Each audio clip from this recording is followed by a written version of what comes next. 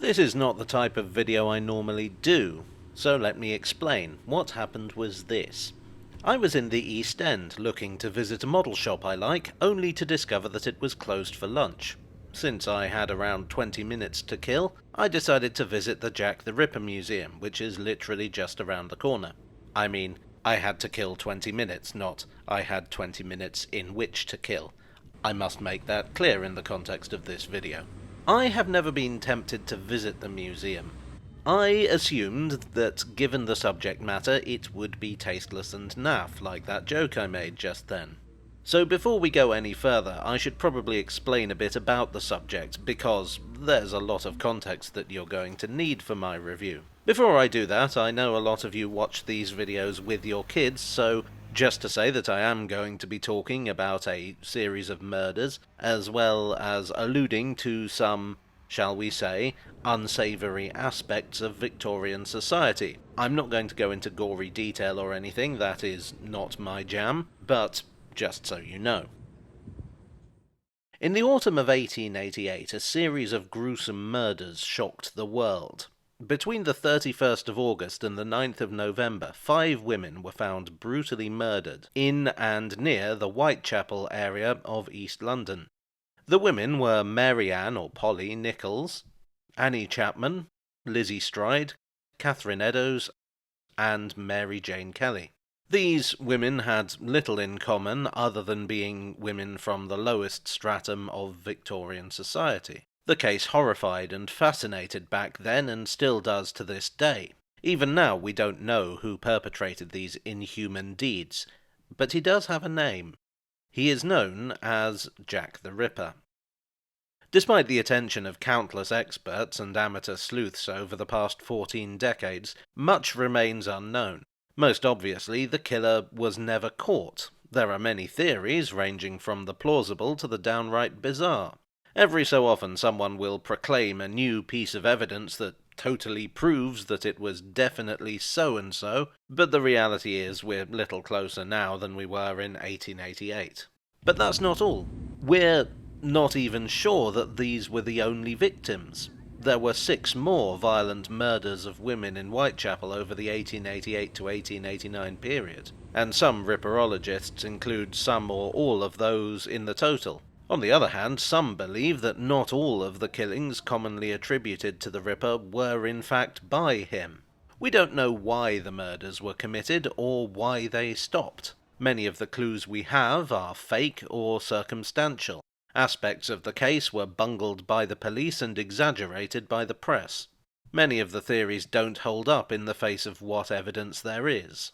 Perhaps as a result of all these mysterious elements, the case has gone beyond the realms of true crime and into folklore. The murders are easily slotted into other works of fiction or elaborate conspiracy theories. An entire industry has grown up.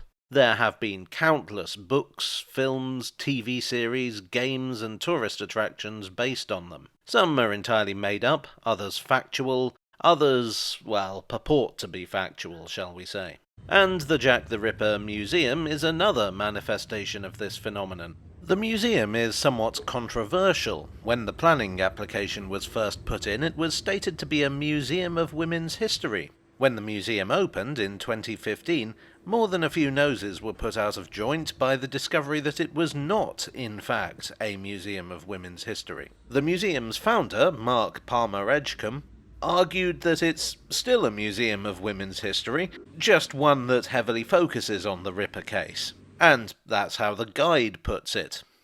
I spilt water on my guide, it didn't come like this. I actually do think you could use the Ripper case as a starting point for a pretty good history of women in the East End. The victims were women in desperate circumstances. There are plenty of directions you could take from that. What was it like being a woman in Victorian London? How did these women live? How did society view them? How have things changed? So is Palmer Edgecombe sincere in claiming that his museum is in fact a museum of women's history?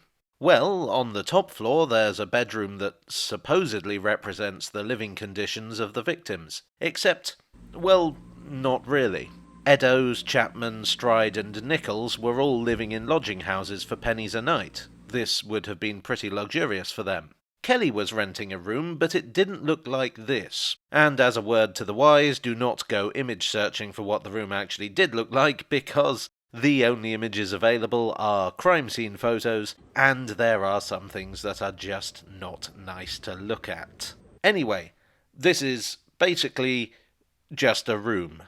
There are some unattributed quotes in the next room, which don't really offer much information either.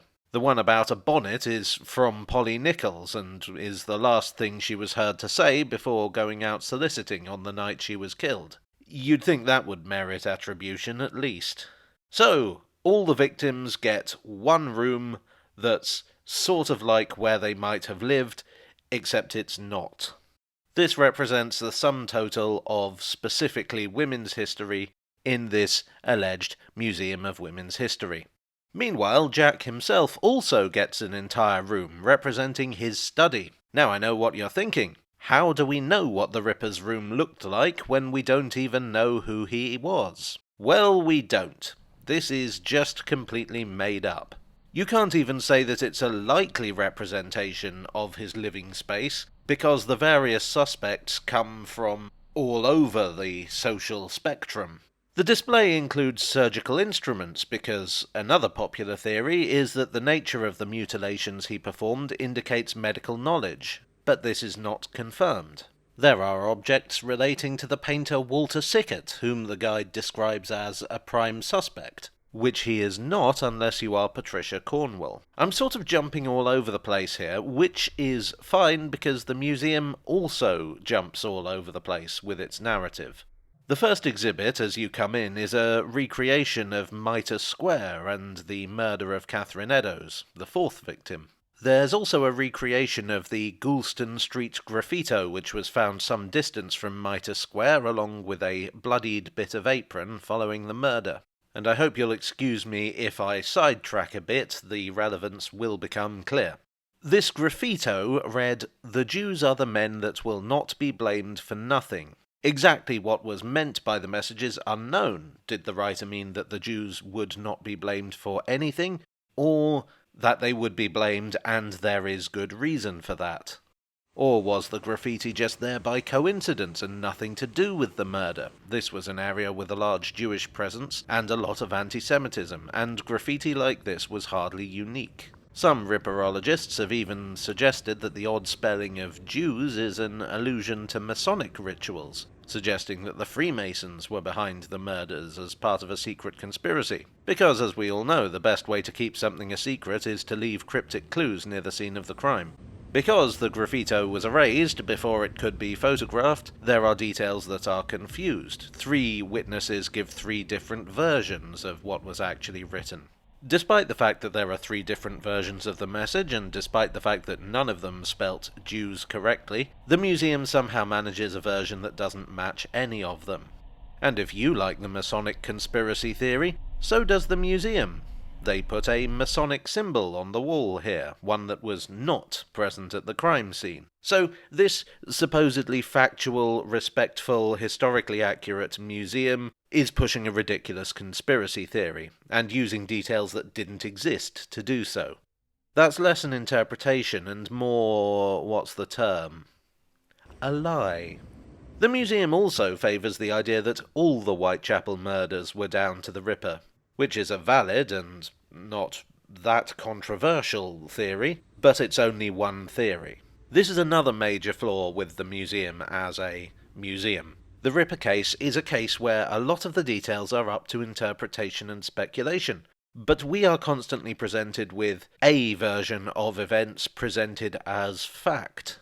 That the Ripper was a middle-class surgeon, that there were more victims than the canonical 5, Sickert was the prime suspect, the Freemasons were there, and so on. There's no attempt to say, we don't know, but this is one way it could have gone, for instance. There's a display representing a police station and Inspector Abeline, who led the investigation. It talks a bit about the suspects, but in no great detail. And in the basement, there's a display representing a mortuary. I have little to say about this. There are mortuary photographs. Overall impressions? Not great. The actual story is not presented very well. We get bits and pieces here and there, but if you weren't familiar with the case, I doubt you could piece together what happened from this museum. Most of the exhibits are unlabelled, which really doesn't help. I honestly think just a few labels explaining what things are and why they're here would really improve things. But then there's the fact that, well, there are many things that aren't facts. Conspiracy theories, implausible theories, photographs purporting to represent people of whom no photos exist, speculation presented as truth. To be honest, I'd barely even call it a museum. Really, the museum isn't much of anything. It's not very informative, it's not very entertaining, it's just a means to get rid of 12 quid and waste half an hour. To me, it feels thrown together and, if I'm honest, cynical. Like the people behind it didn't really care about the subject matter, but knew that other people do and will pay for it. If you want information on the case, there are plenty of websites you can read for free and enough books to fill a library. If you want Grand Guignol spectacle, go to the London Dungeon. If you're on Cable Street and you want something to do, head to Wilton's Music Hall, or the mural dedicated to the Battle of Cable Street. If you want to see the world of the Ripper, take a walk around Whitechapel and Spitalfields, which is where a lot of the footage for this video came from. Despite all this, I do think the concept has potential. As I say, there are many aspects of the case that I think are very interesting. What it tells us about Victorian society, the press, policing, attitudes towards women and working class people, life in the East End. You could talk about the cultural impact the case has had and still has.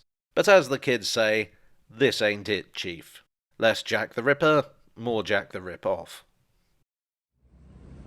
Well, I do hope you enjoyed today's video. If so, please do leave a like and consider subscribing for more.